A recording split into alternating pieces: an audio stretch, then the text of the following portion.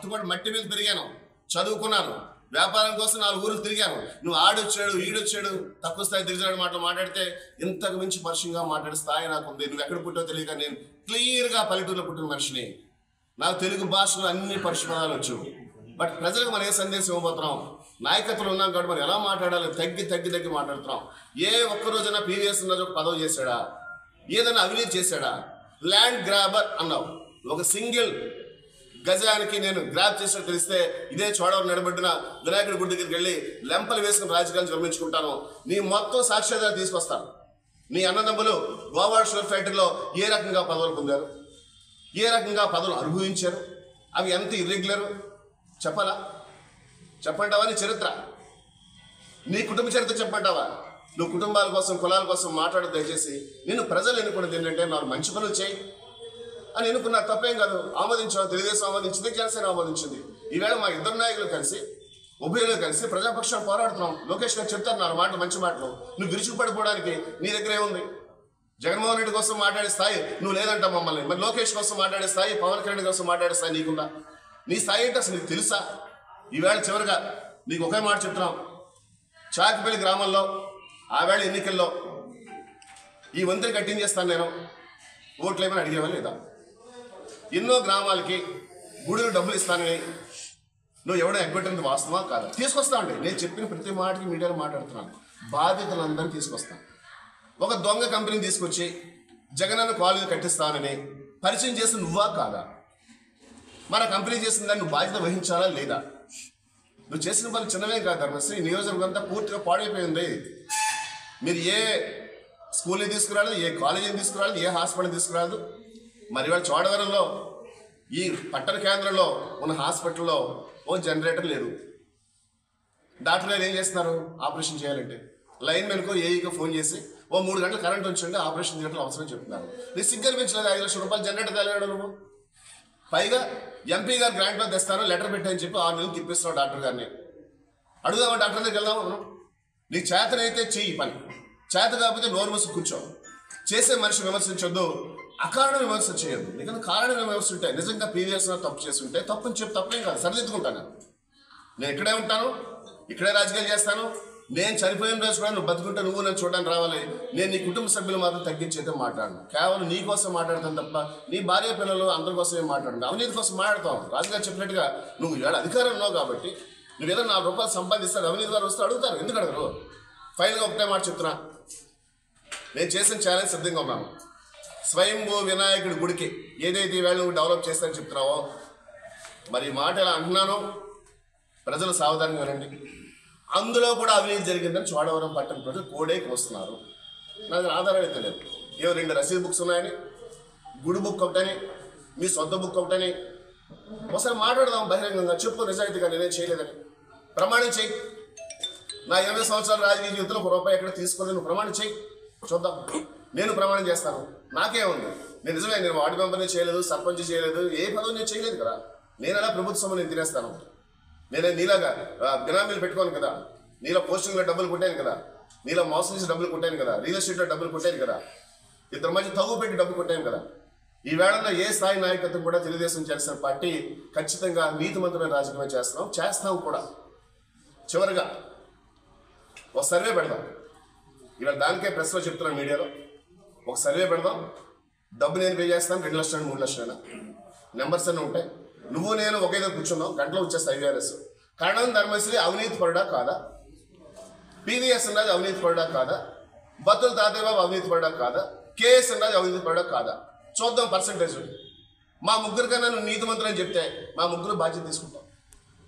ఆ సర్వే పెడదాం, చూద్దాం. గంటలో వచ్చేస్తుంది ఐవీఆర్ఎస్. నీకు దేనికి తొందర? నువ్వు ఏమాత్రం గాబరపడగలదు. నీ స్థాయిని తగ్గించో, నేను విమర్శించో ఓట్లు దండుకోవాల్సిన అవసరం తెలుగుదేశం జనసేనకి అయితే చోడవరంలో లేదు. నేను 4 పనులు చేశామో చేస్తామనో ప్రజాపక్షాన్ని ఉంటామని చెప్తాను తప్ప నీలా కంగారు పడి ఒక యావతో ఒక ఆపేక్షతో పిచ్చెక్కిపోయి మంత్రి రాలేదని కన్నీళ్ళు పెట్టుకుంది నువ్వే. ఎందుకు మీకంటే ఒక శాసనసభ సభ్యుడిగా పనిచేశాను కాబట్టి మీరేమో చేసి యాంగ్జైటీతో ఉన్నారు. మీకు ఏ ట్రాన్స్ఫర్ ఆర్డర్ వస్తుంది, మీకు ఏ నియోజకవర్గం ట్రాన్స్ఫర్ అవుద్ది, లేదా అసలు ట్రాన్స్ఫర్ లేకుండా మీకేమో చెప్పేసి టెర్మినేషనే వస్తుందా, మిమ్మల్ని ఇంటికి పంపించే పరిస్థితి మీ పార్టీలో ఉన్నదా అన్నది మల్లకుల్లాలు పడుతూ ఆ ఫ్రస్ట్రేషన్లో ఉన్నటువంటి మీకు ఇటువంటి విమర్శ పొడి మీద కారం చల్లట్టుగా ఉంటుందని చెప్పేసి అన్నది నేను అర్థం చేసుకోగలను. కాబట్టి మీరు దయచేసి మీరు సమస్యను డైవర్ట్ చేయడానికి చూడకండి. మేము సబ్జెక్టే మాట్లాడతాం. మేము శాంక్షన్ చేయించిన కృషి విజ్ఞాన కేంద్రం గురించి చెప్పండి. నేను శాంక్షన్ చేయించినటువంటి విత్తన పరిశోధన అభివృద్ధి కేంద్రం గంధవరంలో శాంక్షన్ చేయించాం. విజయసాయిరెడ్డి గారిని తీసుకొచ్చి చట్టాసంగా శంకుస్థాపన చేశారే, ఏం చేశారు ఇప్పటివరకు? మీరు ఏం పని చేశారండి? ఈ విధంగా చోడవరం తహసీల్దార్ ఆఫీస్ ఏమని చేశారు? 2 ఫ్లోర్లు కడితే ఆ స్లాబ్లు అయితే తిరిగి పూర్తి చేసే దిక్కు లేదు. మీరు మాట్లాడేది మీరేం చేస్తారండి? మీరేం చేశారండి? మీరు దేని చేశారు? ఏ పని పూర్తి చేశారు? రైతు బజార్ అలాగే ఉన్నది మీరు చేసింది. మీ కట్టింది ఏమో చేసి సుమారు 2 కోట్ల రూపాయలు కడితే సగంలో ఉన్నది. ఇవాళ ఏమో చేసి వడ్డాది మీటింగ్ గురించి మీరు మాట్లాడుతున్నారు. వడ్డాది మీటింగ్ మీరు ఏం మాట్లాడారంటే గృహ నుంచి మీరు శాంక్షన్ చేయించారా? మీరు కాలేజీ కాంపౌండ్ వాళ్ళు మీరు శాంక్షన్ చేయించారా? అదన భవనాలు మీరు శాంక్షన్ చేయించారా? హై స్కూల్ బిల్డింగ్ మీరు శాంక్షన్ చేయించారా? అక్కడ రెసిడెన్షియల్ స్కూల్ మీరు శాంక్షన్ చేయించారా? కొండ మీదకి రోడ్డు మీరు వేసారా? 35 లక్షల రూపాయలతో నేను టీటీడీలో కళ్యాణ మండపం తీసుకొస్తే అది నేను తీసుకొచ్చానని చెప్పేసి మీరు ఏమో చేసి మీకు ఏమైనా ఆలోచన ఏమైనా ఉన్నదా? రెండోది ఏమో చేసి వడ్డాది గ్రామంలో ఉన్న సీసీ రోడ్లు కానీ ఏమిటి కాపు సంక్షేమానికి సంబంధించి కాపు భవనాన్ని 50 లక్షలు తీసుకొచ్చి కడితే ఇప్పుడు వచ్చి దానికి ఏమో సగం ఉండిపోయింది. మేమేంటంటే ఒక పేజీ మేనర్లో చేద్దాం, ముందు 50 లక్షలు తెచ్చాం, తర్వాత వేసి 1,50 లక్షలతో ఇలాంటి బ్రహ్మాండ మండపం కడదామని చెప్పేసి మేము ప్లాన్ చేస్తే. అందరికీ నమస్కారం. మీ పత్రికా విలేకరులందరికీ నమస్కారం. మరి నిన్న మన చోడవరం శాసనసభ్యులు ధర్మశ్రీ గారు చాలా ఉలిక్కిపడ్డాడు మొన్న మాట్లాడిన దానికి. ఏం చేద్దంటే అతను చేసినటువంటి అవినీతి విషయాలే మాట్లాడాం. మేము అతను చేసినటువంటి ఏదైతే అరాచకాలు చేశాడో అవే మాట్లాడాం. నేను కానివ్వండి, లేదా జనసేన ఇన్ఛార్జ్ గారు అన్నాయండి, మా ప్రధాన కార్యదర్శి లోకేష్ గారు అన్నాయండి, చెప్పిన మాటలు వాటి గురించి మాట్లాడకుండా నువ్వు వ్యక్తిగతంగా మాట్లాడారు, వ్యక్తిగతంగా నన్ను విమర్శించారని నువ్వు చెప్తున్నావు. నువ్వు వ్యక్తిగతంగా ఎక్కడ విమర్శించలేదే. నీకు ప్రజలు ఒక అవకాశం అంటే ఒక అవకాశం నీకు ఇచ్చారు. 5 సంవత్సరాల్లో నువ్వు చేయవలసిన పరిపాలన చేయకుండా నువ్వు అక్రమార్జన గురించి, ధనార్జన గురించి చేసావు తప్ప నియోజకవర్గంలో ఉన్నటువంటి పనితీరు ఎక్కడైనా నీది ఉందా అనేది మేము ఛాలెంజ్ చేస్తున్నాం. ఇందాక చెప్పినట్టుగా 2019 వరకు ఉన్నటువంటి శాసనసభ్యులందరూ కూడా పేరున ఎక్కడా కూడా అవినీతి పరిపాలన తెలియకుండా నీతివంత పాలన చేశారు 2019 వరకు కూడా.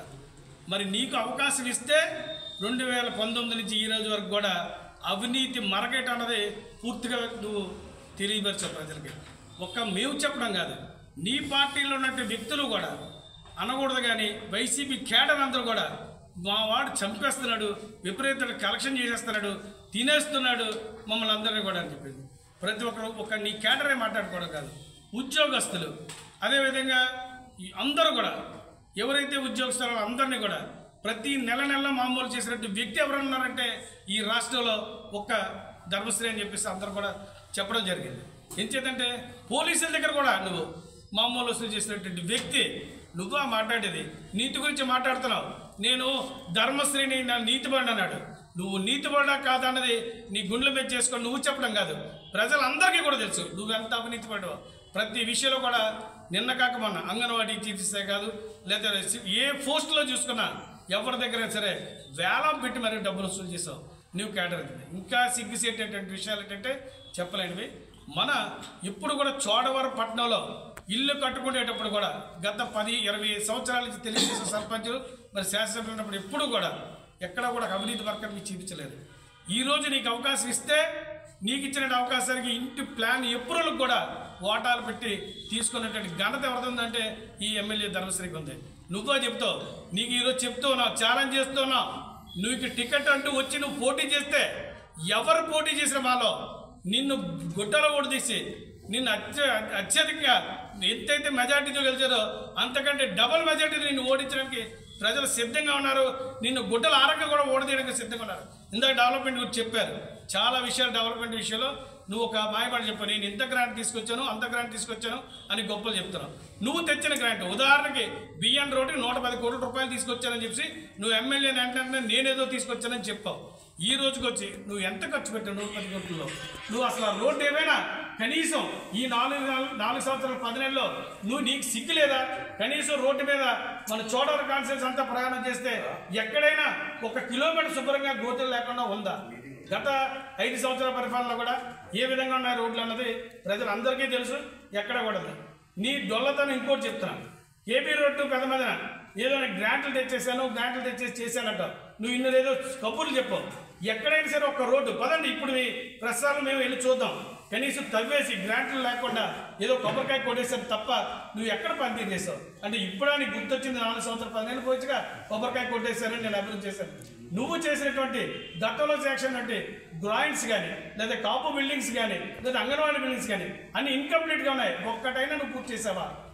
ఇప్పుడే మా పెద్దలు చెప్పారు, మా మాజీ శాసనసభ్యులు, ఆర్డీఓ ఆఫీస్ కానీ ఆల్రెడీ కోర్టు బిల్డింగ్స్ కానీ లేదా తహసీల్దార్ బిల్డింగ్స్ కానీ నువ్వు ఎక్కడ కంప్లీట్ కనీస స్లాబులేషన్స్ ఉన్నటువంటి దాన్ని కూడా వినియోగించలేనటువంటి అసమర్థ ఎమ్మెల్యే ఎవడన్నా అంటే అది ధర్మశ్రేణి చెప్తున్నావు.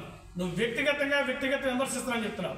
నువ్వు ఫ్యాక్టరీ విషయంలో కూడా నేను ఒక్క మొన్న శంకారాం కార్యక్రమంలోనే మరి మా లోకేష్ బాబు గారు మాట్లాడితే దాన్ని వక్రీకరించి ఇప్పుడున్నటువంటి చోడవరం శాసనసభ్యులు ధర్మశ్రీ గారు మా నాయకుల్ని అలాగే లోకేష్ బాబు గారిని కూడా మరి చులకన చేసి మాట్లాడుతున్నారు.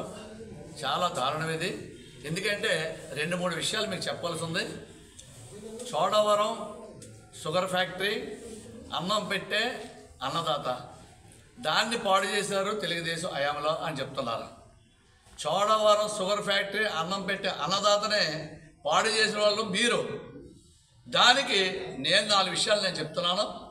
2013 నుంచి 18 కూడా 5 సంవత్సరాల పాలనలోనే పూర్తిగా రైతులకి పేమెంట్లు చెల్లించి 15 రోజులకు ఒకసారి పేమెంట్ ఇచ్చి ఎఫ్ఆర్పి కన్నా గవర్నమెంట్ ఇచ్చే రేటు కన్నా అదనంగా 200 టన్ను కంటికి 250-200 రూపాయలు చెల్లించి మరి 5 సంవత్సరాల పాలన చేస్తే మరి హుదూద్ తుఫాను కారణంగా 2014లోనే కొంత షుగర్ తడిస్తే ఆ రోజు కూడా రేటు లేక షుగర్ రేటు లేకపోవడం వల్ల ఫ్లక్చువేషన్ ఉండేది. ఈరోజు షుగర్ రేటు నిలకడగా ఉంది. మరి ఆ రోజు 2500 అమ్మేది, 2000 అమ్మేది, 2200 అమ్మేది, 2600 కూడా అమ్మే పరిస్థితులు ఉన్నాయి. మరి అలాంటప్పుడు కూడా ఎక్కడ కార్మికులు కానీ మిగతా వాళ్ళ రైతులు కానీ ఎక్కడ ఇబ్బంది పడకుండా బాధపడకుండా ఎక్కడో దగ్గర పేమెంట్ తీసుకొచ్చి రైతుల్ని ప్రతి క్షణం కూడా ఆదుకోవడానికి మేము ట్రై చేసాం. మా తెలుగుదేశం ప్రభుత్వం, మా నాయకులు, మేము అందరం కలిపి.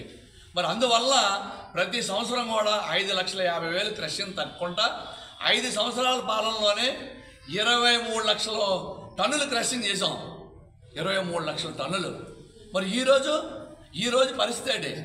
ఈ 5 సంవత్సరాల్లో కూడా మీరు 2,80,000 కూడా సంవత్సరానికి ఆడలేని పరిస్థితి ఈ రోజు కనిపిస్తుంది. అంటే 14 లక్షల టన్నులు కూడా ఈ 5 సంవత్సరాలు ఆడలేదు.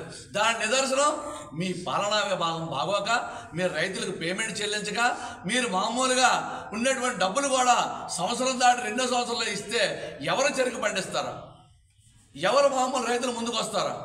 వాళ్ళు గిట్టుబాటు ధర లేక ఏడుస్తున్నారు ఇప్పుడు కూడా. మరి మేము దిగిపోయేటప్పటికి 2,600 రూపాయలు మేము చెల్లించాం.